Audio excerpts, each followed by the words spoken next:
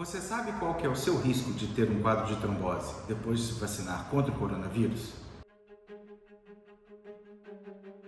O meu nome é Carlos Rachid, eu sou cirurgião vascular e a proposta desse vídeo é a gente trazer algumas informações a respeito dessa dúvida que tem sido frequente e eu acredito que não só no meu consultório, com relação aos riscos da trombose associada à vacinação contra o coronavírus.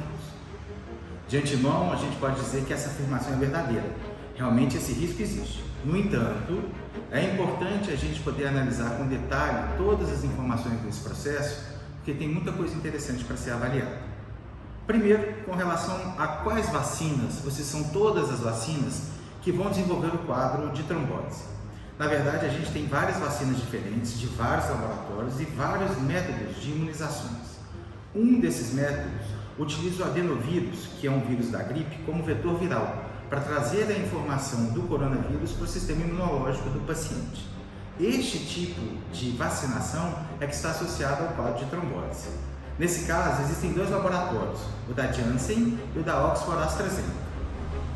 E aí, por que isso acontece? O que a gente imagina é que seja como se fosse uma reação cruzada, onde o organismo começa a entender como células virais os componentes e as células normais do próprio organismo, como por exemplo as plaquetas.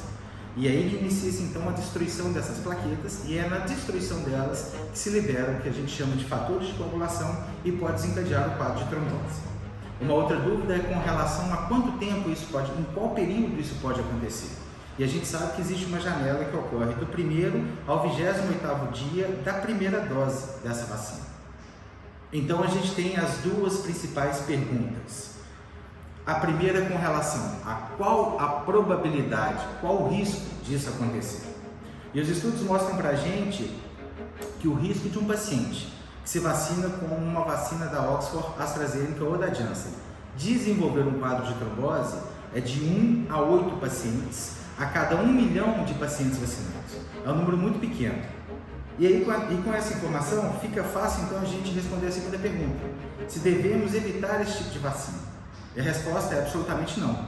Deve-se vacinar independente de qual laboratório que seja.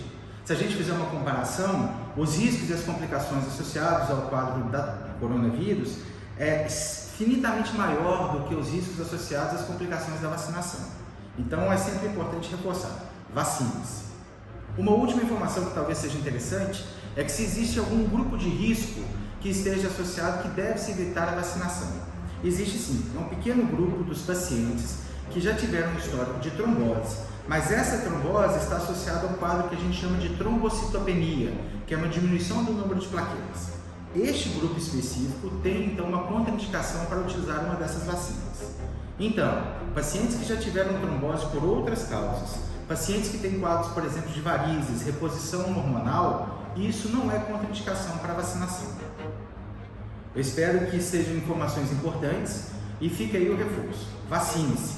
A vacinação ainda é o método mais eficaz contra o coronavírus.